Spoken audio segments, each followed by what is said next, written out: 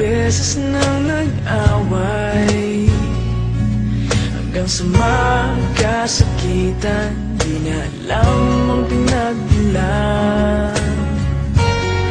Pati maliliit na bagay na napag-uusapan, bigla na lang pinag-aawayan. Ngunit kahit na ganito, madalas na di tayo magkasundo.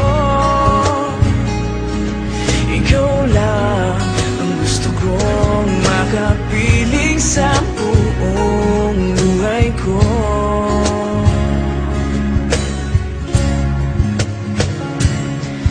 Kahit na binabato mo ako ng kung ano-ano, ikaw pa rin ang gusto ko.